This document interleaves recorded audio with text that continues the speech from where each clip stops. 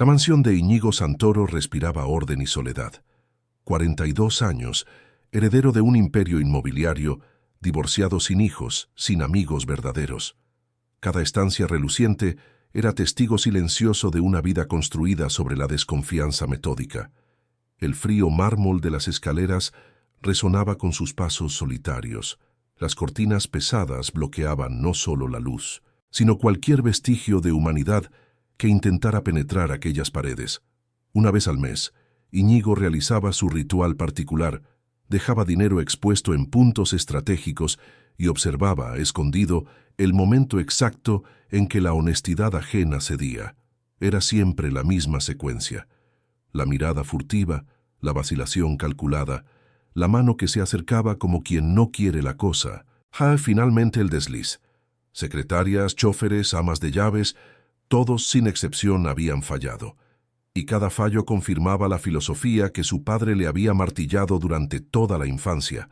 Todo el mundo tiene un precio, hijo. La cuestión es solo descubrir cuál. Aquel jueves de abril, la empresa de limpieza llamó avisando que la empleada habitual estaba enferma y enviaría una sustituta. Íñigo ni se molestó en preguntar el nombre. Apenas preparó el test con precisión quirúrgica. 6.500 euros en billetes de 100, perfectamente alineados sobre la cómoda del dormitorio principal. Se posicionó detrás de la puerta entornada, el corazón acelerado con la familiar anticipación. Una vez más probaría que tenía razón. Una vez más, la humanidad mostraría su verdadera cara. El sonido del carrito de limpieza anunció su llegada. Carmen Ruiz García entró en la habitación empujando el equipo. Uniforme simple azul marino, zapatillas gastadas pero limpias, el rostro marcado por quien se despierta antes del sol y vuelve a casa después de que éste se pone. No era joven ni vieja, solo cansada de la forma en que solo el trabajo honesto cansa. Tenía esa manera de quien ha aprendido a ser invisible en casas ajenas, a no hacer preguntas, a limpiar sin juzgar. Ella empezó por las almohadas, acomodándolas con cuidado, como si la casa fuera suya. Limpió la estantería libro por libro. Pasó el paño por el espejo sin dejar marcas. Se arrodilló para llegar al rodapié. Íñigo observaba cada movimiento, esperando. Entonces Carmen se giró hacia la cómoda y se detuvo. El dinero estaba allí, imposible de ignorar. Un montón de billetes que representaba meses de trabajo para alguien como ella. Íñigo contuvo la respiración.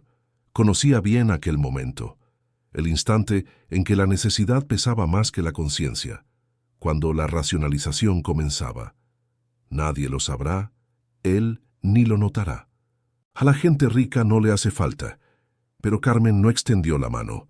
Rodeó el montón de dinero con el plumero, sin siquiera tocarlo, como si fueran brasas. Continuó limpiando la mesilla de noche, cogió la fregona, volvió cerca de la cómoda. Se quedó allí por largos 5 segundos, mirando los billetes. Íñigo sintió el triunfo familiar subiendo por la garganta. Allá viene. Carmen sacó el móvil del bolsillo del uniforme. Apuntó al dinero y tomó una foto. Sus dedos se movieron rápidos en la pantalla, escribiendo algo. Luego guardó el aparato y salió de la habitación, dejando cada billete exactamente donde estaba. Tras la puerta, Íñigo Santoro sintió algo que no experimentaba desde hacía años: vértigo. No era indignación, no era rabia, era miedo. Miedo de admitir que quizás, solo quizás, se había equivocado. Corrió hacia el despacho, las manos temblándole al abrir las cámaras de seguridad. Amplió la imagen hasta conseguir leer la pantalla del móvil de Carmen en la grabación. Señor, han dejado una fortuna en la habitación. Le avisaré cuando termine el servicio. Mejor que lo guarde. Mucha gente circula por aquí. Íñigo releyó el mensaje 3, 4, 5 veces. Cada palabra era un martillazo en sus certezas. Carmen no lo había puesto a prueba, no había calculado riesgos, no había sopesado consecuencias. Ella simplemente había actuado como si proteger el patrimonio ajeno fuese tan natural como respirar. Y lo que más dolía, lo había hecho preocupada por él, por un extraño millonario al que ni siquiera conocía. Por primera vez en décadas, Íñigo interrumpió el cinismo para hacerse una pregunta que lo aterraba. ¿Cuántas personas había condenado por un único momento de debilidad? ¿Cuántas jamás recibieron de él una segunda oportunidad? ¿Cuántos seres humanos había transformado en estadísticas de su miserable filosofía? Abrió el sistema y buscó información sobre Carmen Ruiz García. 34 años, 2 hijos, Javier de 8, Sofía de 6. Referencias impecables de todas las casas donde había trabajado. Historial de solicitudes de adelanto. Medicamentos para su madre, reparación del frigorífico, material escolar para los niños. Nunca más de lo necesario, siempre pagado a tiempo. Una vida entera sostenida por elecciones éticas que hacía en silencio, sin público, sin reconocimiento. Cuando Carmen terminó la limpieza, bajó hasta el despacho y llamó a la puerta con los nudillos, delicadamente. Íñigo abrió y ella extendió el móvil, mostrando la foto. «Señor, usted ha dejado mucho dinero encima de la cómoda. Tomé una foto para que compruebe si está todo correcto. Es mucha tentación para cualquiera que entre ahí. Ya sabe cómo es». La voz era tranquila, sin juicio, como quien simplemente cumple con su deber. Íñigo miró a aquella mujer, el pelo recogido en una sencilla coleta, manos ásperas de quien trabaja con productos de limpieza, ojos cansados pero firmes, y sintió una vergüenza tan profunda que necesitó apoyarse en el marco de la puerta. «Gracias», fue todo lo que consiguió decir, la voz extrañamente ronca. «Gracias por ser quien eres». Carmen frunció el ceño, sin entender el peso de aquellas palabras, dedicó una sonrisa educada y se marchó.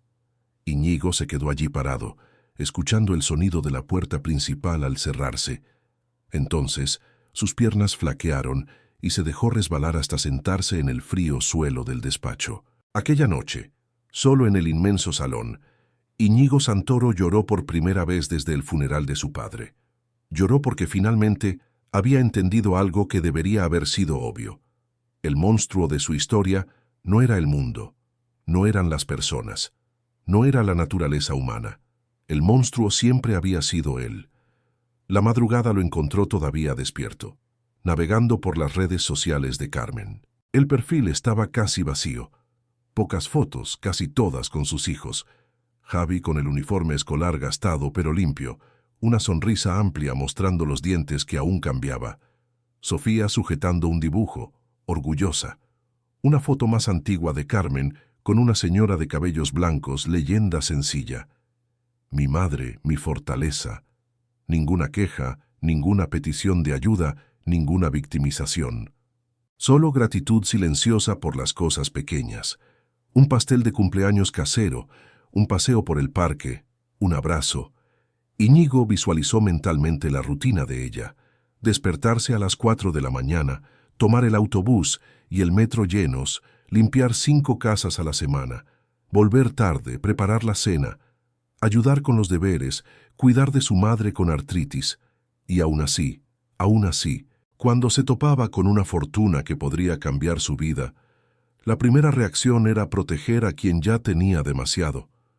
Miró a su alrededor, a su mansión vacía. Obras de arte que nunca admiraba, muebles de diseño que nadie usaba, un lujo asfixiante que no calentaba nada. Y sintió asco de sí mismo, de su arrogancia, de la crueldad metódica con que probaba y desechaba a las personas como si fueran experimentos. Cuando salió el sol, Íñigo ya había tomado una decisión. No sería con discursos, no sería con caridad exhibicionista. Sería con actos, con consistencia, con el mínimo de decencia que Carmen había demostrado en 5 minutos dentro de su casa. El lunes siguiente, Íñigo llamó personalmente a la agencia de limpieza Brillo Madrid. «Quiero contratar a Carmen Ruiz García de forma directa, 2 veces por semana, contrato formal, pago por adelantado». La recepcionista dudó. «Señor Santoro, Carmen es una de nuestras mejores empleadas. Si usted la contrata directamente, pagaré una tasa de transferencia a la agencia, generosa. Pero quiero que ella trabaje exclusivamente para mí, con todos los derechos garantizados». El jueves, cuando Carmen llegó, Íñigo la esperaba en el salón. Ella pareció incómoda al verlo, como si los patrones no debieran estar cerca durante el trabajo. «Carmen, siéntate aquí un minuto, por favor», dijo él indicando el sillón. Ella dudó. Luego se sentó en el borde, con las manos entrelazadas en su regazo. Iñigo respiró hondo. Las palabras que había ensayado toda la noche parecían insuficientes ahora. Necesito pedirte disculpas y necesito contarte algo muy feo sobre mí. Hizo una pausa, viendo la confusión en el rostro de ella. Aquel dinero en la cómoda no fue un olvido. Fue a propósito. Dejo dinero expuesto cada mes para poner a prueba a quien trabaja aquí, para ver si roban. El silencio que siguió fue pesado. Carmen permaneció muy quieta, su rostro enrojeciendo lentamente. He hecho esto con decenas de personas, continuó Iñigo, con la voz quebrándose. Y todos fallaron. Todos, menos tú. Cuando te vi fotografiando el dinero solo para avisarme, para protegerme, yo me di cuenta de que me había pasado la vida entera buscando lo peor en la gente. Y lo encontré, pero solo porque era eso lo que quería encontrar. Usted me puso a prueba, dijo Carmen, la voz baja pero firme. Usted me puso a prueba como si fuera una delincuente. Sí, y me equivoqué. Miserablemente me equivoqué. Carmen se levantó. Mire, señor Santoro, no sé qué quiere usted de mí ahora, pero no necesito pena. Necesito un trabajo honesto, y si usted no confía en mí... No, interrumpió Iñigo, levantándose también. No es pena. Es un intento de hacer algo bien, por primera vez en mi vida. Cogió un sobre de la mesa. He preparado esto, no tiene por qué aceptarlo ahora, solo. Solo deme la oportunidad de explicarle. Reticente, Carmen cogió el sobre. Dentro había un contrato de trabajo formal, con un salario 3 veces mayor que el de la agencia, todos los derechos garantizados, vacaciones, pagas extras. Y también había más, becas completas para Javi y Sofía en un colegio privado cercano a su casa, un seguro médico completo para toda la familia y papeles de un fondo de inversión a su nombre. ¿Qué? ¿Qué es esto? Su voz estaba temblorosa. Es justicia, dijo Iñigo simplemente. Justicia muy atrasada. Usted tiene hijos que merecen educación de calidad. Usted tiene una madre que merece un tratamiento adecuado. Y usted merece no vivir con miedo a que una emergencia destruya todo lo que ha construido.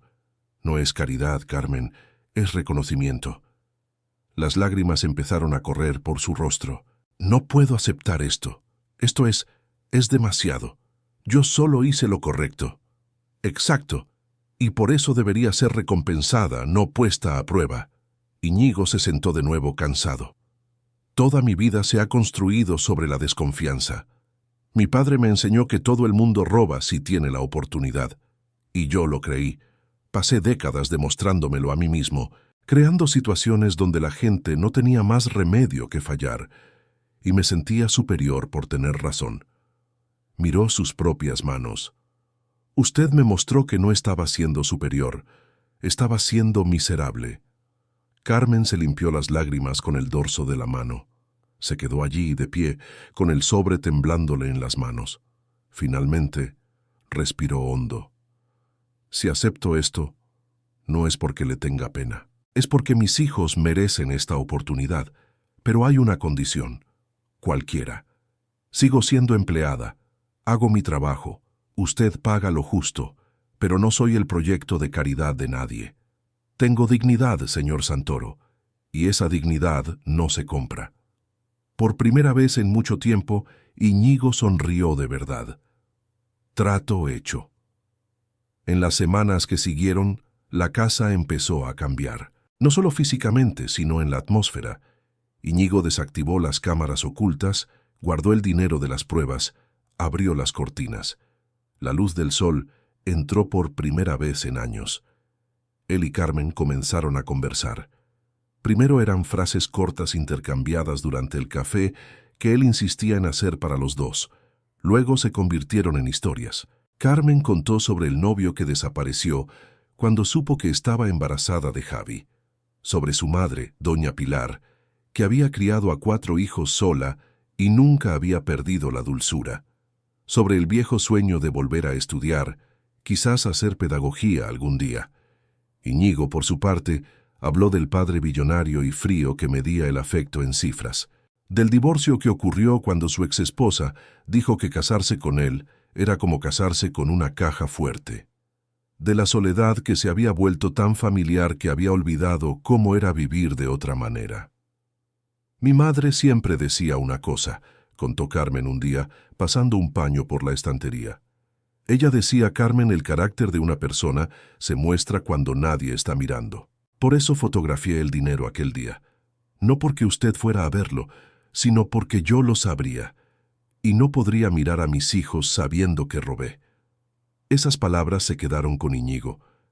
Carácter cuando nadie está mirando. Él, que había pasado la vida creando pruebas elaboradas, jamás se había puesto a prueba a sí mismo. Jamás se había preguntado qué tipo de persona era cuando nadie veía. Javi y Sofía se adaptaron rápido al colegio privado San Fernando. Javi descubrió talento para las matemáticas, comenzó a ganar medallitas en olimpiadas. Sofía se apasionó por el dibujo, llenaba cuadernos de garabatos que Carmen guardaba religiosamente. Doña Pilar comenzó fisioterapia. Los dolores disminuyeron, volvió a sonreír más, y Carmen se matriculó en la educación para adultos nocturna. Llegaba a las reuniones cansada, pero radiante. Íñigo comenzó a buscarla en la escuela en los días de lluvia. Primero ella se resistió, dijo que no era necesario, pero él insistió, y ella cedió. «¿Por qué está usted haciendo todo esto?», preguntó ella una noche dentro del coche, la lluvia tamborileando en el techo. Íñigo se quedó quieto por un momento. «Porque usted me salvó. Yo no hice nada del otro mundo». «Sí lo hizo. Usted me mostró que estaba equivocado. Y cuando uno pasa 40 años creyendo en una cosa y descubre que estaba equivocado todo este tiempo». Hizo una pausa, tragándose el nudo en la garganta. «O uno se desmorona, o uno reconstruye.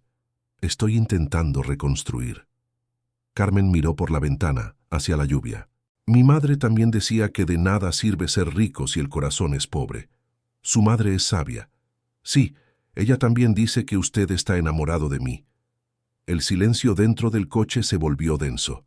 Íñigo apretó el volante con más fuerza. «¿Tiene razón?», preguntó Carmen, la voz suave. «Sí», admitió él, la palabra saliendo como confesión. «Pero yo jamás. Usted trabaja para mí. Sería abuso de poder, sería». «¿Ha pensado usted en preguntarme lo que yo siento?». Íñigo se giró hacia ella, el corazón latiéndole con una fuerza que dolía. Carmen lo miraba de vuelta, sus ojos brillando en la tenue luz del salpicadero. «Siento que he encontrado a un hombre que está intentando ser mejor, y eso vale más que cualquier cosa». Los meses siguientes fueron de reconstrucción, no solo de la vida de Carmen y los niños, sino también de Íñigo. Él comenzó a frecuentar su casa, un piso sencillo pero acogedor en el barrio de Vallecas. Cenaba con la familia, ayudaba a Javi con las matemáticas, elogiaba los dibujos de Sofía, escuchaba las historias de Doña Pilar sobre los viejos tiempos. En el trabajo, Íñigo cambió. Convirtió parte de los beneficios de la empresa en un programa de microcréditos para madres solteras. Creó un fondo de becas de estudio. Sus socios pensaron que se había vuelto loco, pero los resultados mostraron lo contrario: empleados motivados, mejor reputación, contratos más grandes. «Estás diferente», comentó un colega durante un almuerzo ejecutivo. «Más humano». «Conocí a alguien que me enseñó lo que eso significa», respondió Íñigo. La relación con Carmen creció despacio, como quien reaprende a confiar. Ella temía confundir gratitud con amor, que los hijos se hicieran daño si las cosas no salían bien. Íñigo temía no ser lo suficientemente bueno, que su pasado contaminara el presente. Pero el tiempo mostró consistencia. Íñigo no hacía promesas vacías, simplemente aparecía. Todos los días, de alguna forma, estaba presente. Llevaba a los niños a la escuela cuando Carmen tenía consulta temprano por la mañana. Cocinaba pasta las noches de viernes. Veía los dibujos animados con Sofía el domingo. Iba a las reuniones de padres y profesores de Javi. Fue en una de esas cenas sencillas, pasta con salsa de tomate casera, los niños discutiendo por quién cogería más queso rallado, que Íñigo se dio cuenta de una verdad devastadora. Aquello era felicidad. La felicidad real, cotidiana, sin focos. y él casi había perdido la oportunidad de conocerla. La graduación de Carmen en el graduado escolar fue celebrada con una mesa puesta en la casa de él, que ahora era de ellos. Javi usaba una camisa de vestir prestada de Íñigo, Sofía un vestido que ella misma había insistido en elegir, doña Pilar sentada en la cabecera, radiante. «Quería entregarte una cosa», dijo Íñigo cuando el pastel fue servido. Sacó un sobre del bolsillo. Dentro, las escrituras de una casa. No es la mansión. Es una casa normal en un buen barrio cerca de la escuela de los niños. Está a tu nombre y al de ellos. Definitivo. Tuyo. No importa lo que pase entre nosotros. Esta seguridad es tuya. Carmen tomó los papeles con manos temblorosas. Leyó, releyó y finalmente habló, la voz embargada. Te amo.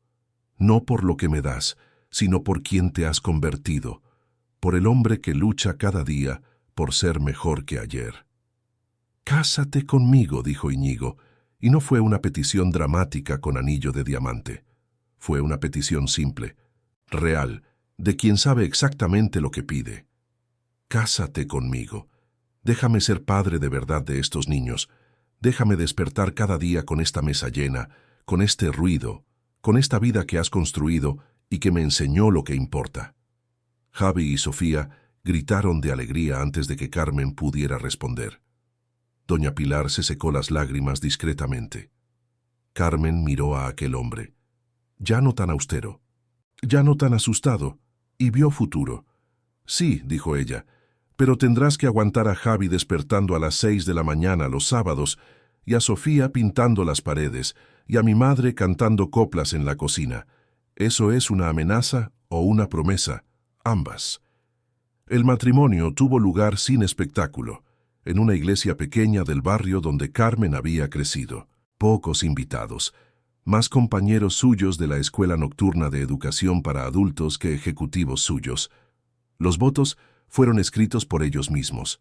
Íñigo prometió ser digno de ella todos los días, amar a Javi y a Sofía como hijos, honrar la confianza que ella depositaba en él.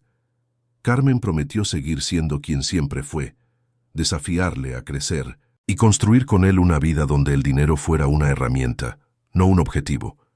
La mansión se transformó. Apareció una casita de muñecas en el jardín, una pelota olvidada cerca de la piscina, imanes coloridos sujetando dibujos en la nevera, olor a bizcocho en el horno sin ser el cumpleaños de nadie. El silencio opresivo dio paso a risas, discusiones sobre los deberes, dibujos animados los domingos. Doña Pilar se mudó a la habitación de invitados y se convirtió en la reina de la huerta que plantó en el patio.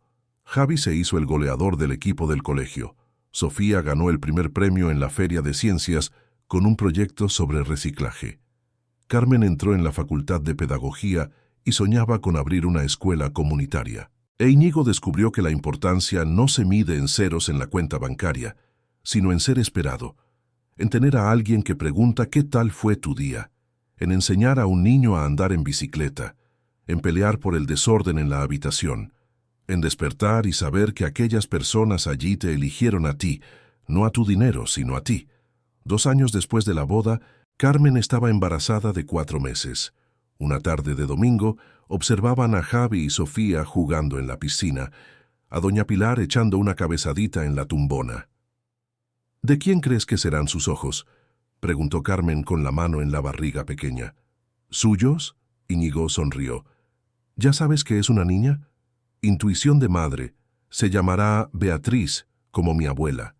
Beatriz Santoro». Él probó el nombre. «Perfecto». «O Beatriz Santoro Ruiz», corrigió Carmen, para que sepa de dónde vino. Íñigo atrajo a Carmen hacia él.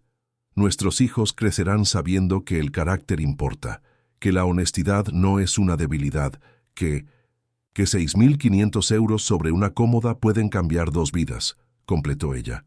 3. Javi, Sofía y tu madre también. 6. Tú, yo y esta pequeña de aquí.